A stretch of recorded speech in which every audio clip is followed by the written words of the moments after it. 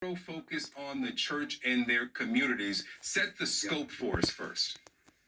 Absolutely. My book is called There's a Storm Coming. I grew up in Florida. And if you grew up in Florida, you know that when someone says to you, there's a storm coming, that means there's a hurricane somewhere in the Atlantic or in the Gulf, and you've got to take proactive measures to be prepared. Well, it's the same thing with the church. There are storms that are hitting our country. They are creating an enormous amount of shock, division, rage, systemic injustice, and racism. And so the church needs to be prepared by working for justice, by collaborating with community stakeholders, and preparing for these crises so they'll be in a better position to respond to, lead through, and learn from these crises. So you've got 4 steps here, and you've got what's called your institutional mitigation of racialized tragedies. Let's put it up, because it starts with the realization. You've got to get congregations, and I understand from the conversations between our producers and you that, and our conversations actually on social media, that this is geared toward white congregations specifically, starting with realization. What's that phase look like? Fantastic. Yeah, that's a great question. Realization is simply becoming aware. It's an education process where white pastors, faith leaders, take proactive steps to learn about America's historical record on race, about systemic inequalities that are affecting us today, and to listen to the lived experience of Black people. When they do that, I truly believe that they'll be informed in their leadership when it comes to these crises. And we've seen some people hold up the signs that say we all bleed red, or you speak to white allies at these events and say color doesn't matter.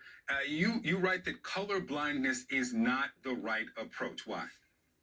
Absolutely.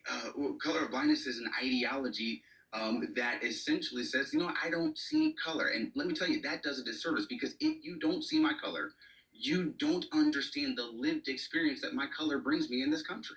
And so instead, and I think Austin Channing Brown talks about this in her book, it is important for us to be color conscious, to celebrate the rich tapestry of colors and diversity that God has created here on this earth. Next step is readiness. Absolutely. Readiness is where we become aware, and that's where we start to learn from other community stakeholders, listen to them, and begin to do the work of justice in our communities. That's when we get our boots on the ground. We designate a certain portion of our budget to fund organizations that are working for justice for Black people. But we've got to get ready and realize that our socio-political climate has changed drastically over the last 12 years. We've got to get ready for these storms. How do you get buy-in for this? Because now, instead of we've gotten beyond realization, I've explained what the problem is, but when you start talking budgets, and this is going to cost this congregation or my family, then you're talking a different commitment. How do you get people to buy in? Well, hopefully you can echo the words of Jesus, who said that we need to count the cost. We've got to realize that when it comes to freedom and equality, that's never easy. But the reality is, I'm encouraged by a lot of white faith leaders, a lot of white Christians. I'm seeing a groundswell of support across America where they're finally waking up and realizing that, it's not just about us getting along. It's about working for the flourishing of Black people in this country. Responsiveness, what's that look like? That's very important. Too often when it comes to racialized crises, what we're experiencing right now with the death of George Floyd, Ahmaud Arbery, and Breonna Taylor, too oftentimes faith leaders are silent or indifferent. And I think it is vital for us to use our platform and our pulpit to speak out and speak up against injustice in America with moral clarity, with decisiveness. We need to engage in truth-telling. We've got to tell the truth about America's historical record on race and not be afraid to offend people, communicate with grace and truth. It's very important. And renewal. That's, when it comes to hurricanes, I worked in public policy before ministry, so that's where this framework comes from. But you don't just try to bounce back from the storm. You want to bounce forward.